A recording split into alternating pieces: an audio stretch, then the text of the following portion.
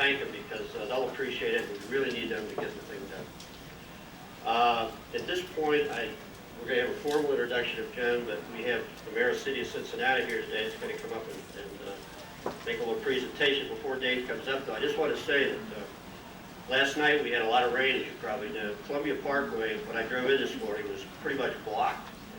And the city's out there digging it out right now. They're filling in potholes. We got an awful lot of cooperation from the city. The police department, the traffic department, everybody just chips in together, which is typical Cincinnati. Cincinnati is a great town because everybody does work together as a team. Without further ado, I'd like to introduce the Mayor of Cincinnati, David Mann.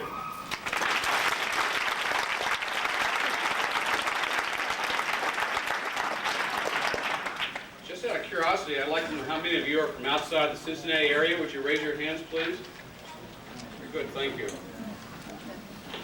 The Heart Minute Marathon is one of the premier Cincinnati events, and we're very proud of it. We're proud of the spirit of volunteerism that brings it to us. We're proud of the money that's raised. Bob was telling me that in the 14 years of the event, over $2 million has been raised for the American Heart Association local chapter. So it's very important to our community, and we're very pleased that you're here to participate. I want to formally welcome to our community this weekend's premier guest, Joan Benoit Samuelson, a person that all of us have admired from afar. We've been proud of her successes in marathons, her representation of our country in the Olympics, and on behalf of the citizens of Cincinnati, Joan, I want to say to you that we're very proud that you're here for the weekend. We wish you well tomorrow, and as a symbol of the warmth that I hope you feel from the Cincinnatians who you've come to meet while you're here, I would like to present to you the key to the City of Cincinnati.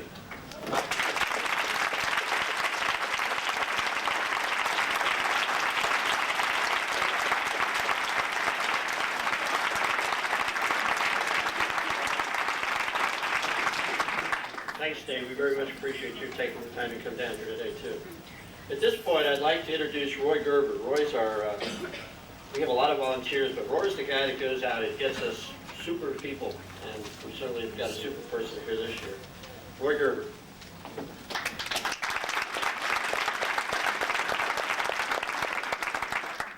Thank you. As Bob said, we have about 600 volunteers each year to put this event on, and they certainly all deserve a lot of credit.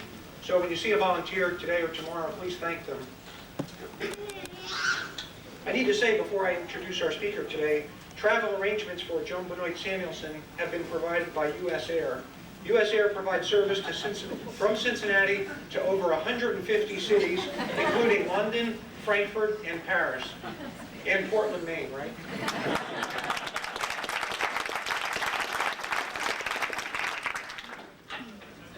Well, I'm honored to have an opportunity to introduce our speaker. Joan Benoit was already a three-time All-American runner at Bowdoin College in Maine when she ran her first marathon in 1979. And actually what happened was she was down in Bermuda to run a 10K on a Saturday. And she won the 10K, and the next day she was out for a run that morning with a friend of hers, and there was a marathon going on, and she decided to enter that as a lark.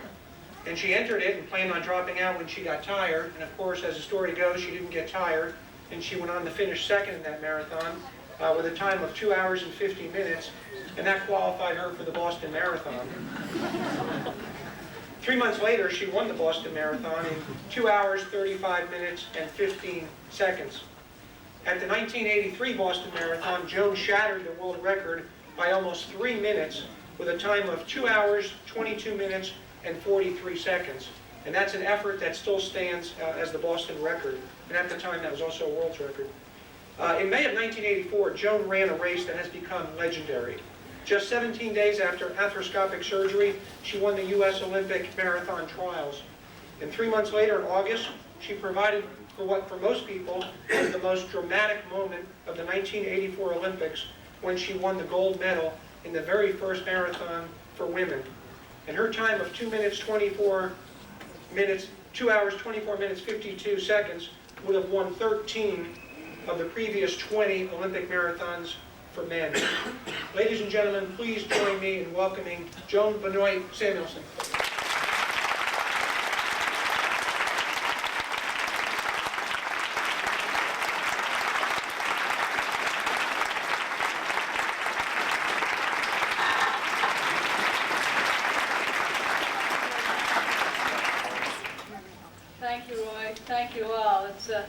a real pleasure for me to be here, and I'm certainly not going to let the key of the city out of my sight because you all live in a wonderful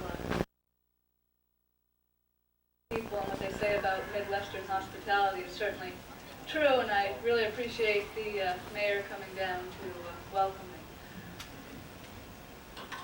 me. As I said, it's a real honor and pleasure for me to be here and to be running tomorrow in the American Heart Association's mini marathon, and I understand I'm going to have quite a bit of company out there. I'm very much looking forward to this race. I thought it was a great start for my season because usually the first races of the year start in Florida, and it's usually very warm down there, and I try to avoid those races. So I come to Cincinnati and I see a sign this morning when I'm heading out for a run that says, come to Cancun. It's 90 degrees here, and I say, why go to Cancun? It's close to 90 degrees here. So much for my theory of trying to avoid the hot weather races, but in all seriousness, I understand we're in for a pretty ideal day tomorrow, and the wind's going to subside, and it's going to drop about 10 degrees, so good luck to all of you. As Roy said, and Bob and the mayor, we really appreciate the work of the entire committee who makes this race possible, and especially the volunteers, because without the volunteers and the sponsors, we wouldn't be able to do what we like to do best. And if you think you're having a tough time out there, think of the long hours that the volunteers are putting in. And I really think that all of us should give the volunteers in every road race, especially this one, a big round of applause, because they really do make it possible.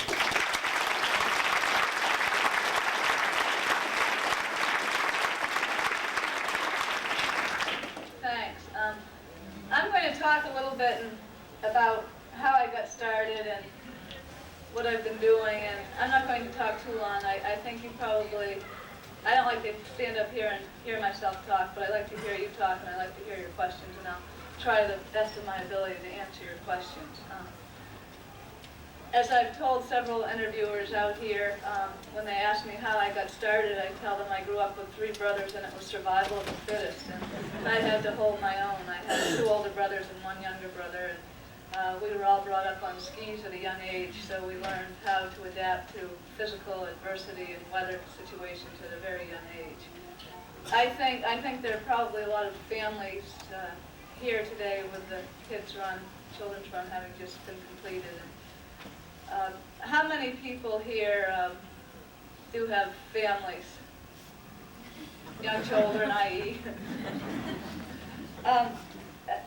As I've become an experienced mother, I've learned more and more about what the sport is all about, and I sort of laugh about it, but people ask me about my training, and before children, I used to, or when I was training in the late 70s, early 80s, I basically trained twice a day, 5 days a week, and on the other 2 days, when I only ran once, I usually ran my long runs.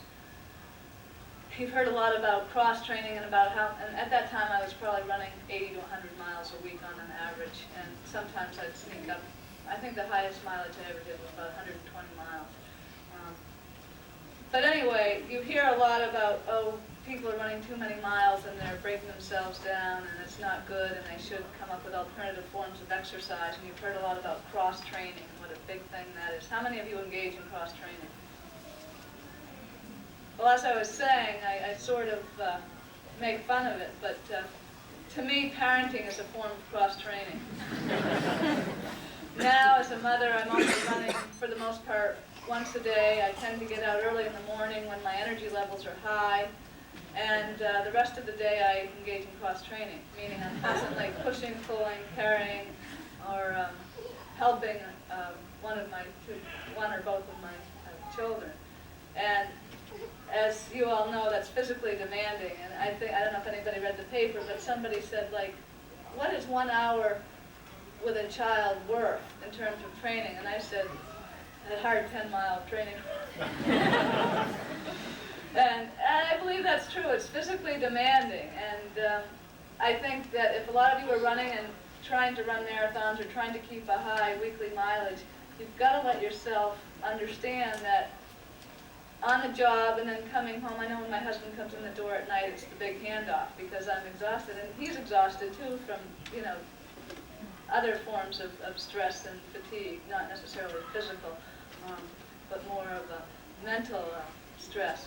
And I think there's always a constant balance, and we're always juggling. People say, well, how do you do it? How do you juggle everything? And believe me, behind the scenes, it's not always peaceful and tranquil. There's a lot of juggling and a lot of frustrations because it's hard to be a mother, a public figure, an athlete, and I have no complaints because I wouldn't want life any other way. So if you think you're having a tough time with the juggling of everything you do, we're all in the same boat, and just because I've had success in the field of running and still managed to get out there and train, it's not as easy as it may seem when you see me up here on the stand. But like last night, we debated whether or not the whole family should come out. Scott said, well, why don't you go and get 2 good nights sleep and I'll stay home with the children. And this is the first time I've been away without one or the other or both. And of course, we are still sleep deprived, as I'm sure many of you know what I'm talking about. And I woke up at 2:10, 3:10, 4:10, because usually one or the other is up. And although there was nobody there, I sort of anticipated, just like you anticipate the mile splits that you want to run, you anticipate the noise at night. And people say, well, why didn't you bring them? And I don't think my hotel neighbors would have appreciated it. I remember that last summer I was at a race in Iowa, and Bill Rogers, who's been here, was in the room next to me, and Bill has 2 young children at home. But Bill's wife deals with the children when they wake up at night, and Bill sleeps in the opposite end of the house.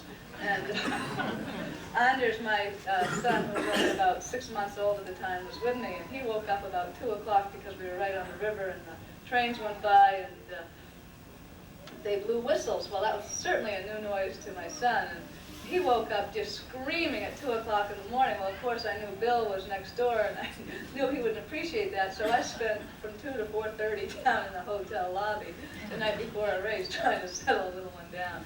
So you grab what you can when you can, and if all of you are having, or any of you are having trouble with this juggling act, don't worry, you're not alone, and we just do the best we can.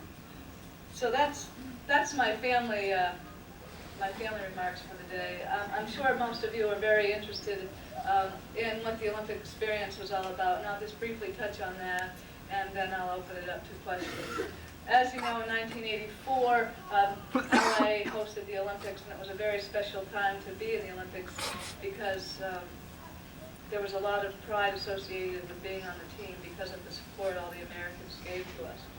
And I arrived in LA about 5 days before the opening ceremonies and was outfitted and given my credentials and things. And at that point, a lot of the athletes who weren't going to compete early on in the games took off because they were still training hard and they didn't want to be in the Olympic village where there was a lot of distraction, a lot of goings on. And it was basically a draining experience if you weren't used to a lot of congestion and a lot of people and a lot of press.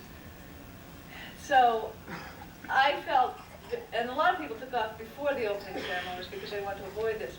I felt that it was an honor to be on the team, and I'd heard from other athletes that the opening ceremonies were certainly a very special time, and I wanted to take part, so I did. And that's when I first came into the Olympic Stadium and came under the tunnel, and remember walking with the entire contingent of American athletes. And, I mean, that's when my adrenaline really first started to flow, and I thought to myself as I was marching in, what would it be like coming in under this tunnel all alone with, a full stadium? And, I said, there's only one way to find out. Put a little bit of pressure on myself. At that point, as I said, the adrenaline was flowing, and my race wasn't for another week, and I knew I'd be in trouble if I stayed around because the swimming pool was right next to my dorm, and as you remember, the swimmers did exceedingly well, and their events were first, and every time an American run, the adrenaline started to flow, and I said to my coach, I think I'm going to get out of town and go back to Oregon where I was training before the Olympic trials, and I had the knee trouble, so I knew the environment, I knew the roads and the trails quite well. So I was up in Eugene and then came down, on a Friday night before a Sunday event. And I think that really proved to be a healthy move for me. because when I came back to LA, the Americans were still doing very well. I was just really pumped to go, but I knew if I'd stayed, I would have lost my adrenaline, and it would have been all over, 5 days before my event.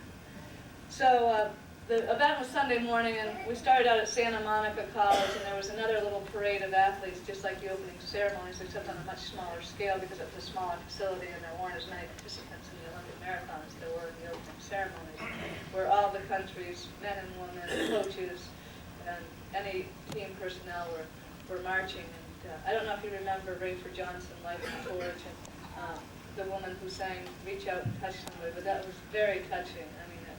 I mean, those are the memories I'll carry just as prominently as my victory. And it was really, that's what I think of first, because the marathon was sort of all a blur.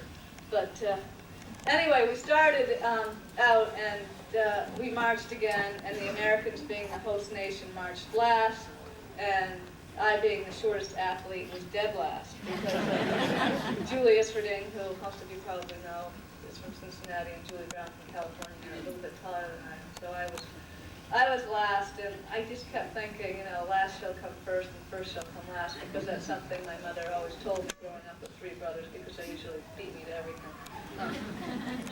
So anyway, I just kept thinking about that, and the gun went off, and I found it very hard. I had maintained all along I was going to run my own race, because whenever you try to run somebody else's race, and this is pertinent to most of you, if you have a training partner or somebody you like to run with, or somebody who just edges you out in most of the races, you'll say, okay, I'm going to stay on that person, I'm not going to let that person out of my sight. Well, that's not always a good thing, because that person could have an off day, or that person could have a very good day, and it will throw you for a loop. So what you have to do is be confident with your training, know what your training translates to, and just try to run your own race. And if you find yourself running with somebody who's head and shoulders over you most of the time, don't let it worry you, because that's what happened to me in LA. I said, I have no reason being way out ahead of Greta Weitz and Ingrid Christensen, but I was running within myself, I was running comfortably. And also, when you try to run somebody else's race, you tend to pick up your stride or slow down your pace. And sometimes you can run into cramping and just not being comfortable. You've got to, if you push too much, you're not comfortable. If you pull back, you're not comfortable. You just have to let your stride flow. And I think that the key to running is efficiency, and it's not necessarily speed and being able to pick up and cool off, but just being consistent with a smooth flow. So anyway, we got to 6 miles, and I was out front, and I said, what's going on? You're out of your board, you have no right being out here, but I was under control, and I kept waiting for these people to come, and nobody came, and Bill Rogers was on the press truck ahead of me, and it's forbidden to talk to anybody on the course, any coaches, any friends, any spectators. And there Bill was, and I was, totally comfortable, wanting to carry on a conversation with Bill because I know him quite well, and I just thought that might pass the time. I don't say this in a cocky way, because I think most of you know, if you think about it, your best races, your best times have been your easiest efforts. And if the marathon had been 2 days earlier or 2 days later, the results could have been totally different. I just happened to hit it on the right day, and it was real. I mean, as you probably recall, I ran around the track a couple times afterwards. I wasn't even tired. It's the first day I've been able to go out the day after a marathon without feeling any pain. And every other marathon I've run, it's taken me a good week to rebound. And some of them I feel like I'm still trying to recover. But if it's an easy effort for you, if you find that you're running ahead of people, don't worry about it. Just go with the flow, so to speak, and let your adrenaline and your body take off. I've been struggling with injuries and coming back from pregnancies and things like that. And, as I do these 20-mile runs, I've had a very hard time recovering. I used to be able to bounce back just like that. And just recently, I've started to recover a little bit quicker than I've had for the last couple of years. So that's telling me that, I'm coming back. So also your bad races and your frustrating races can be very good indicators of where you've been with your training and where you hope to go. And they can be lessons in what you've done wrong and what you should be doing. So just don't discount your bad races. They're worth something. I look back at all the bad races and what I was feeling before the races and how my training was going. And, the other thing I've done recently is started to keep a log. I kept the log up through 85 and then sort of just let them go. And this year I made a resolution to keep a log again, and I think that's really helpful. And, it's starting to pay off again because I can look back at the weeks where I had high mileage or low mileage, maybe 2 tough workouts back to back, and that, caused some fatigue or slight injury. So I think if you aren't keeping a log, that's a good thing. As you can see, I've gotten off the topic of the Olympics. Anyway, I kept waiting for those people to come, and they never came. And I came into the stadium, and I literally, before I came into the stadium, heard the people get up, and I knew what it was like coming in under the tunnel all alone. I don't know if any of you remember, but Bruce Jenner, during his decathlon in I think the '76 Olympics, was it 80, said, "Feet don't fail me now." And I was just afraid I was going to trip up. I just couldn't believe it was really happening. And I think as young children, we all pretend that we're Olympic champions. And I think if there are any young children in here and you've pretended that you're an Olympic champion, know that in your heart that it's truly possible and that you really have to believe in yourself, and it has to come totally from within, and somebody can't tell you, go out and become an Olympic champion.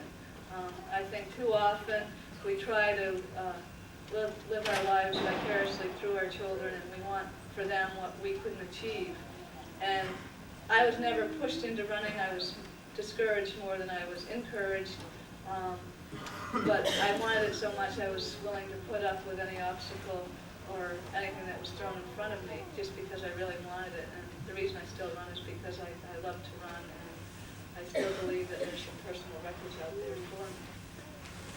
So I just warn all parents that you've got to let your children do what they really want to do. And I think the best thing my parents did for me was to introduce me to a variety of sports and a variety of cultural events at a young age. And I think by providing these opportunities, they let us chart our own course, and I think that's the best thing we can do as parents, because I firmly believe that our children of today are our most valuable resources, and they're going to be the future.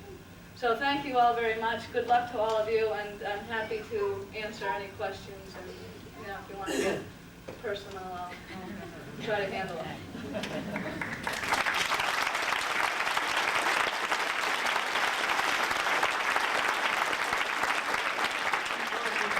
Brief chronology of when you started in high school and through Bowdoin College, what you ran, how you got into it.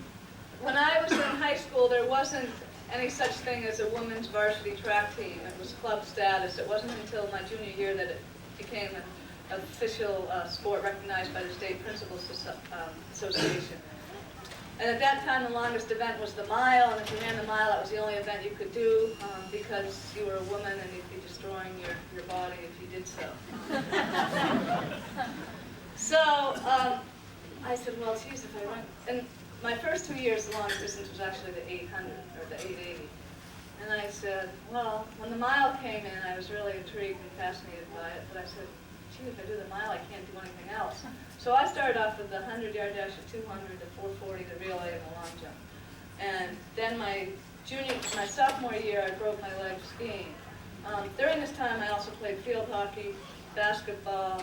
I played tennis in the summer, and I skied in the winter when the basketball season was going on, and that's why I basically won the bench on the junior varsity team, because the basketball coach didn't like the fact that I was skiing. But skiing at that time was my first love. Besides, I wasn't very coordinated, and I couldn't dribble the ball very well. I could get it down the court, but my dribbling had a lot to be desired. Anyway, so I played a lot of sports, and then my senior year, I did win the mile. I decided that maybe it was worth pursuing, and I won the mile in a 5:15 at the state meet, but I'd run like a 5:05 at the regionals. My problem with the state meet was I'd gone over to watch the men's meet, which was at a neighboring track, and I don't know if any of you know the name Bruce Bickford, but he ran the 10,000 meters for the Americans in Seoul. And Bruce was from Maine, and he really inspired me a lot at that age. And, you know, Bruce and his group took the mile out at about 60 flat, and I thought, gee, I can do the same thing. And I sort of burned myself out, but I still managed to hold on and win the state meet in a 5:15. Later that summer, I went on to junior Olympic competition, and I think placed, I forget what place in the regional competition, in a 5:01, I believe, or 5:00 point. It wasn't until my freshman year in an indoor meet that I finally broke 5 minutes in a mile, and about 4:58 indoors at the University of Rhode Island. While I was in college, I played field hockey my first 2 years because there wasn't a women's cross-country team. Again, it was club status. My junior year in college, I left Bowdoin and spent a year abroad at North Carolina State. It was a big transition for me because I was a Yankee, and as you know, North Carolina is in the land of Dixie, and that's why I call it a year abroad, because it really was a change. And I think I grew up a lot as an individual, and I also learned what it was to be totally absorbed by track and field and cross country. I was on an athletic scholarship down there. My freshman year, there was no such thing as a women's athletic scholarship for track. Title IX, as most of you recall, was being introduced at that time. So I spent my junior year at NC State. At that time, I decided that that was the sport I was going to concentrate on. I pretty much put skiing on the back burner. I no longer played field hockey, and basically was running year-round. But I found that I wasn't really happy down there because my whole life was running. There was too much else in life besides running to concentrate strictly on that. So I somehow managed to contract mononucleosis my second semester there, and felt that because I'd missed most of the season, I owed the university another semester. So came back for an additional semester in the fall, then returned to Bowdoin second semester, senior year, and that's when I won the Boston Marathon for the first time in 2:35. And from that point on, it was pretty much road racing and higher mileage. Any other questions? I'm wondering, what pace do you do your long runs at? Do you do them on hills? At what pace do I do my longer miles? That's a good question. Everybody always questions my training loops at home because they always think they're much longer than they are. I would say I probably do most of my training between 6:30 and 7 minutes. When I do my long 20-mile runs, it usually takes me about 2:15 to 2:20 to do that. And that's, when I'm training for a marathon, I try to do one long run a week. And I try to run between 2:15 and 2:30, so I'm covering anywhere between 20 and 22 minutes. But I have a 6-mile loop, and usually I do that in about 42 minutes. Sometimes a little faster if I'm pushing. So it's 6:30 to 7 minutes. Yes? What's your diet like? I'm on a strict seafood diet. I have seafood and I eat it.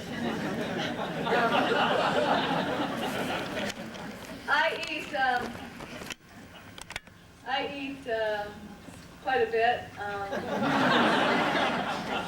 I eat a lot of pasta. I do eat red meat. I only eat red meat on occasion, maybe once, twice a week. I eat red meat when I crave it, which is usually, Sunday we usually have a nice fat steak or something like that. I eat a lot of fish and a lot of poultry, but I eat more fish than poultry now. And a lot of pasta, rice, grains. We're big cereal eaters. I left my husband with the 2 kids and did the grocery shopping, and I think I left with 12 full boxes of cereal in the house, and I'm sure there'll be a half a box left if I'm lucky to get that. We're all big cereal eaters. And I eat a lot of fruits and vegetables.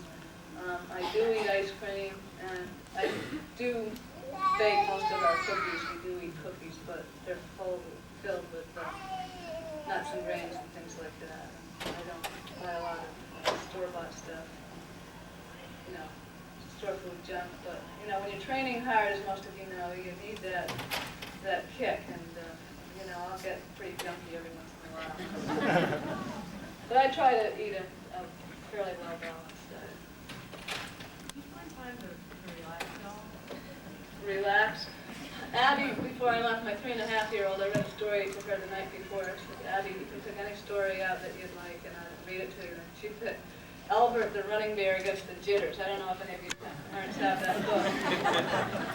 But this big bear moved into the zoo while Albert was out on a training run from the wilds of Alaska.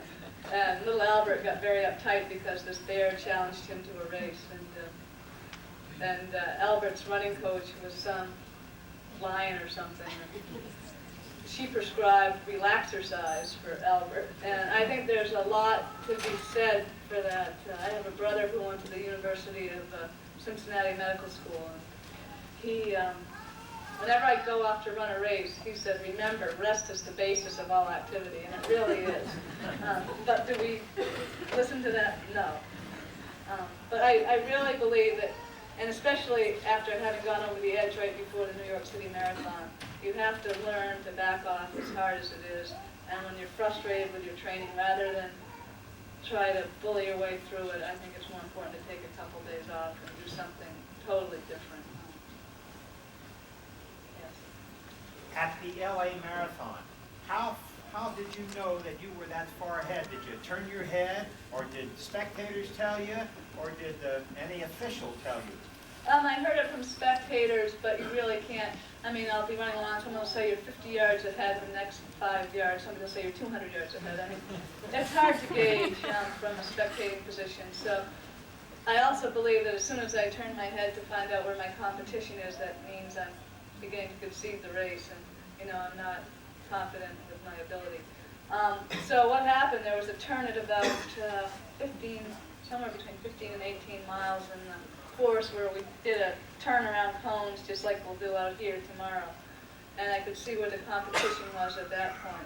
There was also a helicopter up overhead. And I'll tell you, there were a lot of distractions out there, and that's why when you're racing a serious race, you really have to be focused on what you're doing and what you're trying to do, and let the competition and the outside influences do what they may. What do you think about when you run a marathon or even mentally? Why am I so foolish to engage in this? Roy asked me if I wanted to go out and see the course, and it just happened that we did because I went out to the airport to run this morning on the levee. And I know why I don't look at courses, especially marathon courses, because they always seem so long. And you go, what on earth are you doing trying to run this distance competitively? But during the course of a marathon, what I try to do is picture myself on some of my favorite training loops at home. Like I have a 10-mile course that I run frequently, I have a 6-mile course that I'll run frequently, I have a 15-mile course that I'll run frequently. And I try to, say, okay, you're only out for a 10-mile training run. And, you put your mind back on that course at home, if you like your course.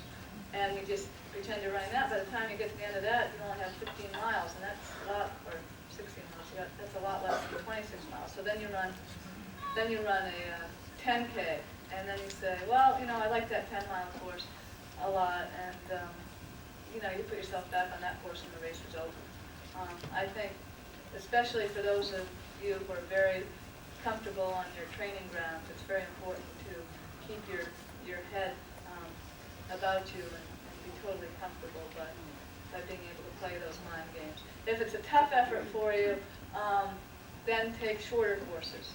You know you're in trouble if you start searching for the mile markers before the first mile. When the mile marker starts clicking by and all of a sudden you look up and you see mile 7, then you know you're probably running wrong. And also I often see people at the start of marathons and they've got an armful of splits. I wouldn't recommend that, because if you blow one split, either you run too fast or you're too slow because you're caught way in the back, or you just have a bad split for some reason. It totally throws you off. And, you just don't know what the day is going to bring. And I think that mentally, if you find that you're behind your splits or way ahead of your splits, you lose it. And you're in no man's land and you don't know what to do. So just be confident in your training. Know that you're towing the line because you've trained, and just go with it.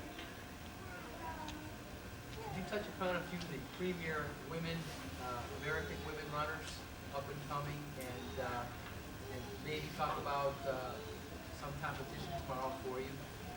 I wish I could. I've been so frustrated the last couple of years that I really haven't been following the scene because, I spoke to Julie, I'm quite friendly with Julie Isfording, and she said, it's really hard to come down and watch a race when you're not running. People have been injured here.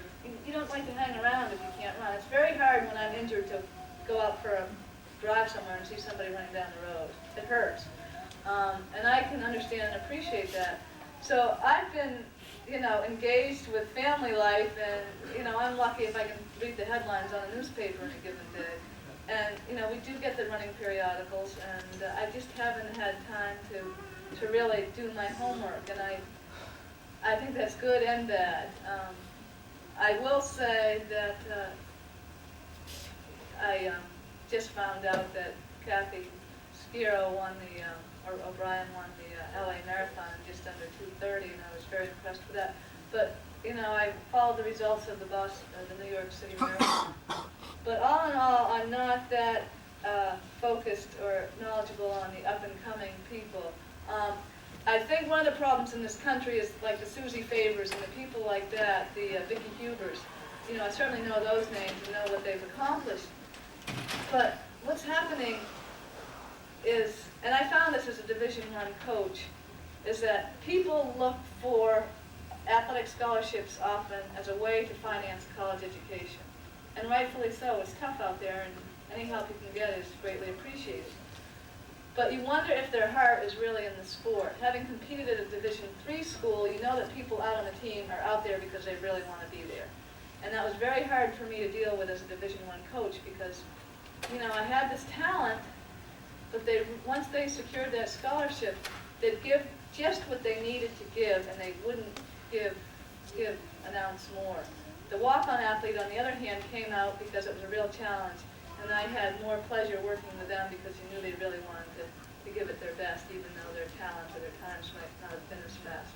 I think with the star university athletes today, their coaches are going to milk them for everything they can get. There are 3 seasons: cross-country for the distance runner, cross-country, indoor and outdoor track. Vicky Huber and Susie Favor were both participants in that. The biggest talent in our country right now in long-distance running, I think, is Lynn Jennings. You recall Lynn Jennings, and she's running the World Championship cross-country this weekend in Belgium. She opted out of Division I athletics at Princeton and did not compete very much at all during her 4-year college career at Princeton. And look what she's doing now. The universities really tear down our athletes, especially in the men's side. I mean, who's really going to do anything outside of college in either the men's or the women's field? And that's why I sort of feel fortunate that I missed the big scholarship picture when I was in college. The other thing is the systems in college are very guarded. The coaches are very conscientious about what the athletes are doing at all times. Their weigh-ins, their night checks, their things like that. And they're basically told and directed every hour of the day. So when they get outside that sheltered university system, they don't know how to deal. They just can't cope. And I think that we're doing our athletes, our young talented athletes, a disservice that way. And that's why I would encourage parents not to specialize their athletes at a young age. Let them participate in a variety of sports at the high school level. And if they're a talented athlete, that's going to show through in a variety of different ways in different sports. And if a college coach is smart, they're going to take an athlete who's very versatile and who has showed good potential and good performance as opposed to the highly specialized athletes. About 3 years ago, there was a feature article that you trained on the life cycle. Do you still do that? And can you give me an example of your hardest workout and how long the period of time have you been off and running injured? What was I haven't worked out on a stationary bicycle for a while.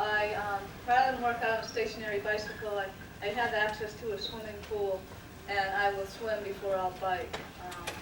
How hard do you swim? How many miles? And what I do in the pool is basically what I would do on the bicycle. What I do is I'm a very slow swimmer. I basically taught myself how to swim through injury. I can swim forever, but I'm slow. And if I'm not injured, I very rarely will get in the pool. So I haven't been in the pool for a while. I mean, when I say injured, I mean not capable of running. And I'll swim for a mile, and then I'll work out in a wet vest. I'll run intervals up and down the pool. And that's basically what I'll do on the bicycle. I'll pedal for 20 minutes to a half hour, and then I'll start doing intervals, like, repeats at 2 or 3 minutes, or, pickups at a minute, and then I'll go up to, you just make your own workouts like you might on a track.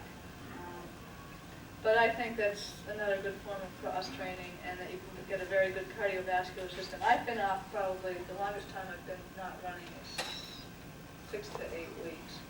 And I find that if I engage in either cycling or swimming, it takes me, and I really am working hard, it takes me a week, for about a week I just don't feel like myself, because it's a new game when you come back to running. But in a week to 10 days, I'm right back where I was with my running. And you feel pumped and ready to go because it's been such a long break. I have a woman I run with once a week who's now off for 6 weeks. The only thing she can do is cycle.